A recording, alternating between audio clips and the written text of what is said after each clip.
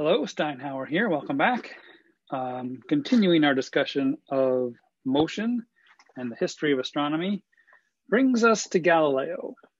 Galileo is famous, of course, for his observations of the sky. He's the first person to take a telescope and make detailed observations of astronomical objects through it.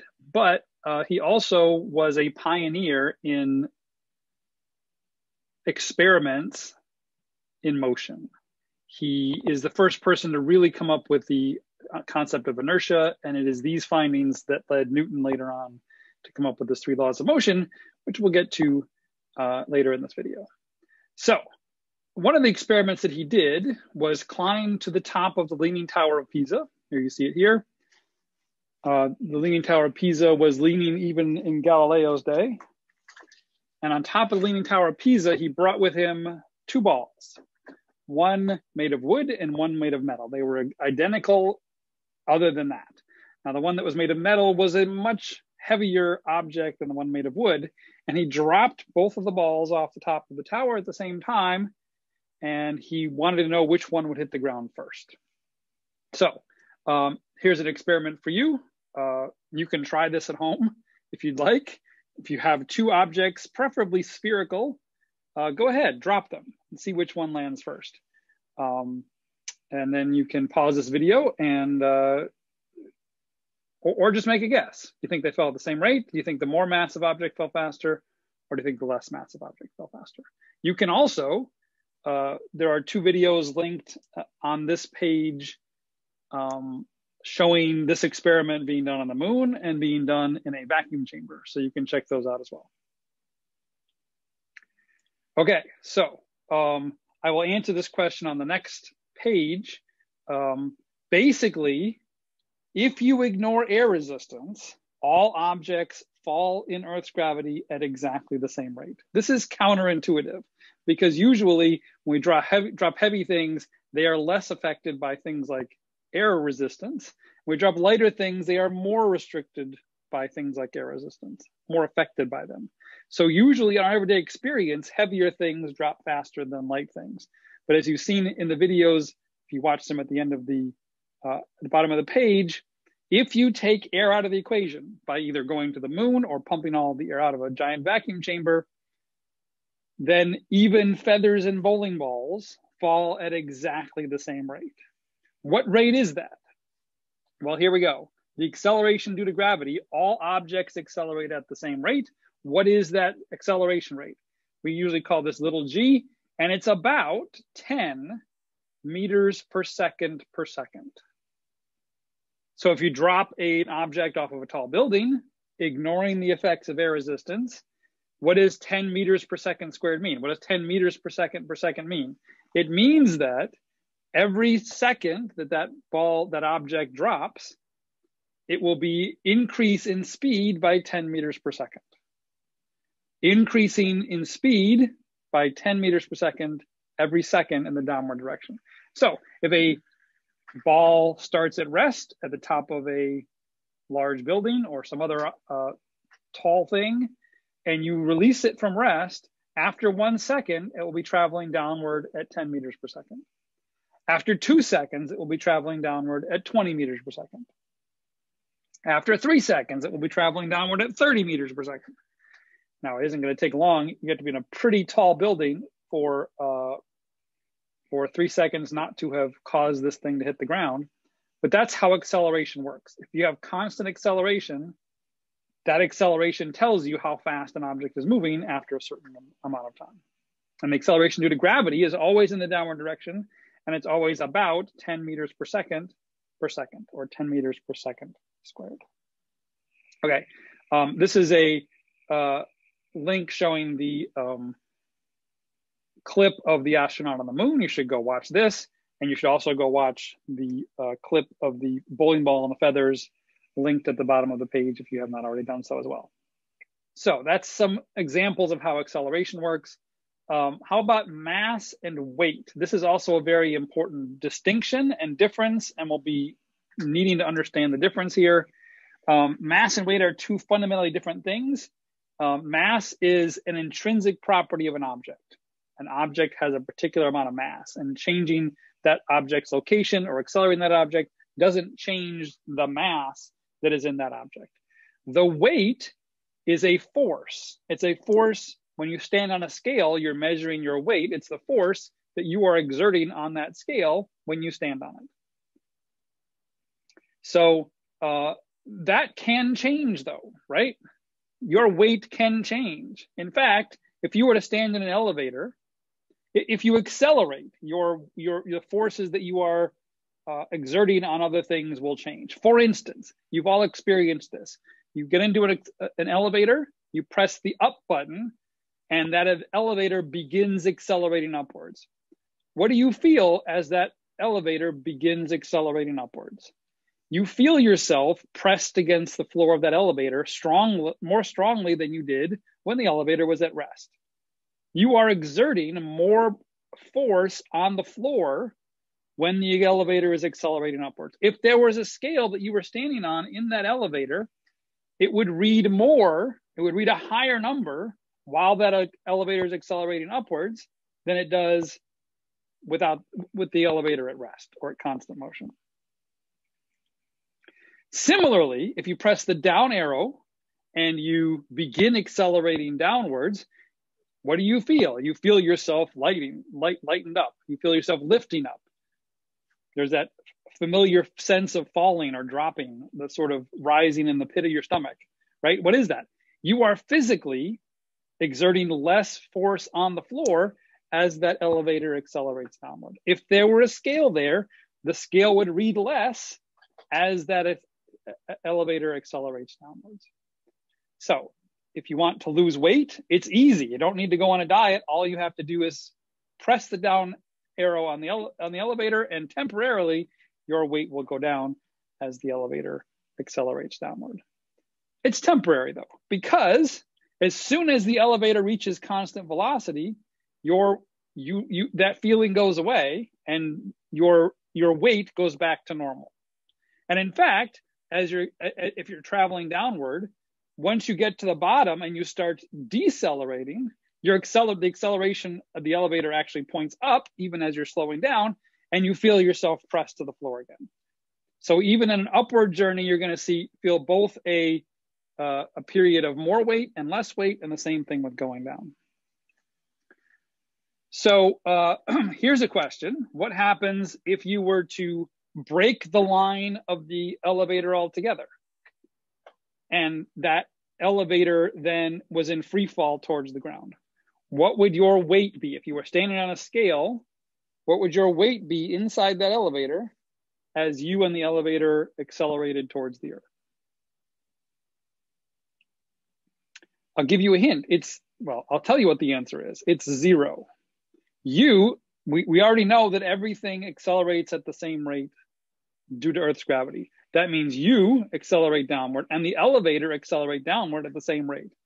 So you will exert 0 force on that elevator because you will essentially be weightless inside that elevator as the elevator is falling, because you're both falling at exactly the same rate. Now, that's going to be a temporary thing, of course. As soon as you hit the bottom, then you will weigh a whole lot more and bad things will happen. But on the way down, while you're falling, you will exert 0 weight on this scale and you will be completely weightless. It will be as if there's no gravity at all. Okay, here's a quick thought question on weight and mass to see if you understand some of the difference. I'll give you a minute to write down an answer and we'll come back and talk about it. Okay, so is your weight the same? Travel to the moon. Is your weight the same or is the mass the same? So first of all, you can cross off 2 of these answers because you know your mass won't change if you go to the moon. Your mass is an intrinsic property of you and does not change whether you're on an elevator or on a moon or in a spaceship or anywhere else.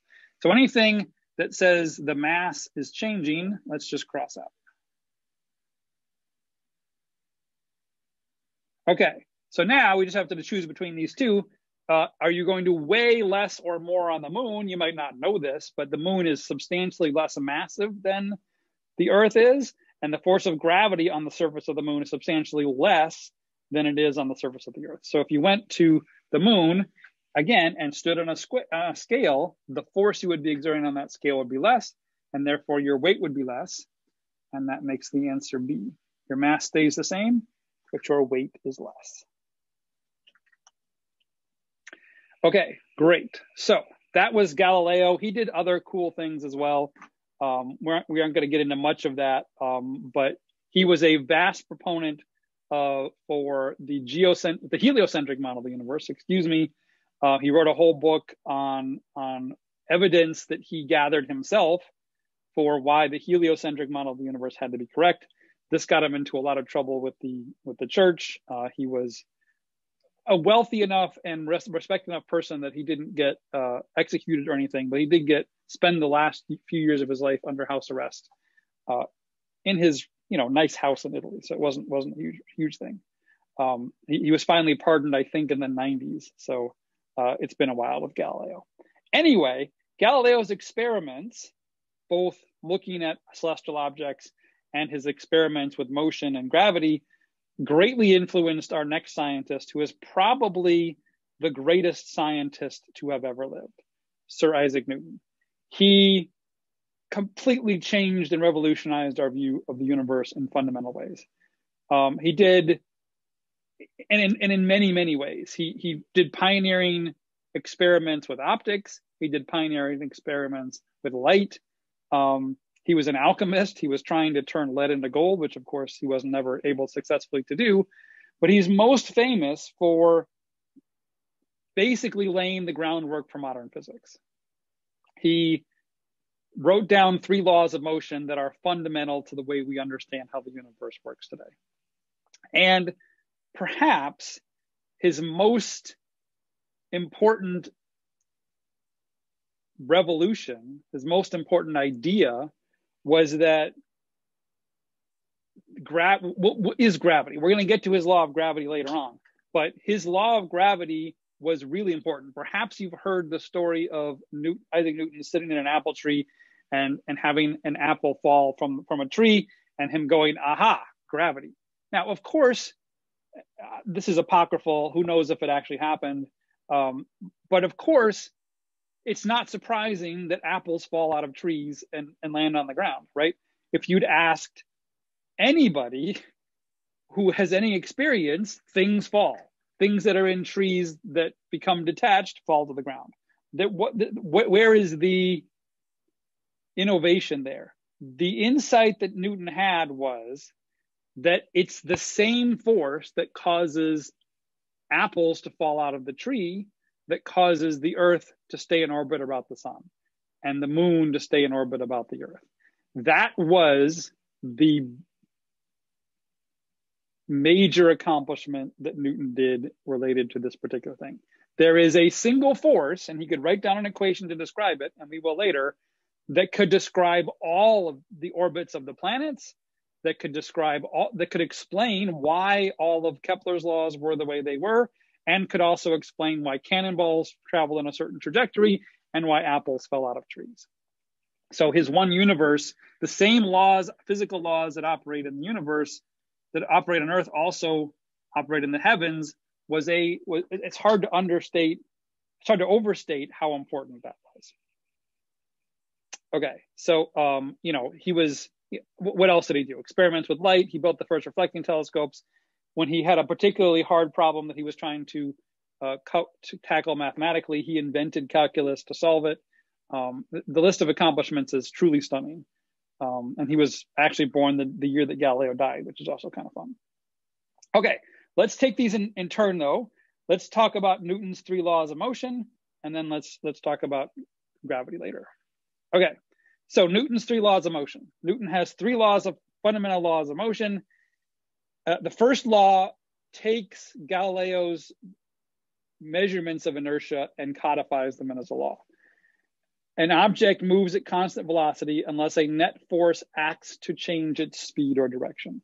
This is revolutionary, and it flies against common sense, right? In our everyday understanding of the way things work, objects tend to come to rest. If you roll a ball along the floor, eventually it will stop. If you throw a ball in the air, eventually it will land on the ground and stop. If you if you're driving in your car and you lay off the accelerator, eventually your car will come to a stop.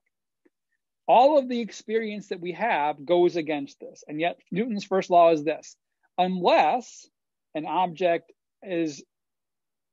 a force acts on an object, then that object will continue moving in a straight line at constant velocity. So not just constant speed. We'll move in the same direction at constant speed unless a net force acts on it to change its speed or direction. Objects, another way you may have heard this, objects in motion tend to stay in motion. Objects at rest tend to stay at rest. There are some words in here that need defining, like force. What the heck's a force? Newton's second law defines what a force is and how it's related to acceleration. So here's Newton's second law of motion. It's an equation. The force equals the mass times acceleration. And so you have a picture of a baseball player here who is accelerating a baseball towards home plate. Obviously, this baseball player, even though he's exerting a tremendous amount of force on this baseball, would not be able to provide the same acceleration for a bowling ball, say, right? The same amount of force applied to a higher mass will lead to a smaller acceleration. Mass at some level is the thing that resists acceleration. The more mass an object has, the harder it is, the greater the force you need to make it accelerate at a particular rate. So this is an amazingly useful formula, and there are whole graduate courses in physics which do nothing but tackle more and more complicated applications of force equals mass times acceleration. We're not going to deal with much of that, of course, in this class, but it's important to know what forces are, and we'll be counting forces a lot this semester, and how they relate to masses and acceleration. And that's Newton's second law of motion. Newton's third law of motion. This is for every action, there is an equal and opposite reaction, but the true way of saying this is applying this to forces. For every force, there is always an equal and opposite reaction force. That's interesting. Every force, there is an equal and opposite reaction force. If I push a table, if I push on a table, the table pushes me back. If I jump up and down on a trampoline, the trampoline pushes me back. Every force in the universe has an equal and opposite reaction force. There's an interesting example here of this space shuttle being launched into space, because it looks like this may be an inherent contradiction of this law, right? Here you have a rocket ship hurtling towards space, being accelerated at a very high rate. Therefore, there must be a huge amount of force pushing this rocket up. What is the opposite force? Where is the opposite force for a space shuttle, for a rocket speeding into orbit? It comes from, and you can see it here, this jet fuel that's being propelled out the back of it. In fact, what causes the lift on a rocket? It is all of this energy being generated and directed straight down, so that the opposite force will push the rocket in the opposite direction. So that's how Newton's third law works. For every force, there's an equal and opposite force pushing in the other direction. Okay, we will come back in the next video. We'll talk about gravity, and we'll think more about these Newton's laws. Thanks.